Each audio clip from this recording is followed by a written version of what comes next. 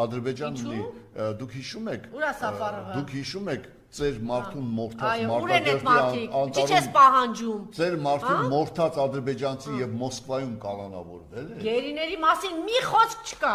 ոչ մի խոսք։ Եվ կալանավորվել էր Ադրբեջանի պետությունը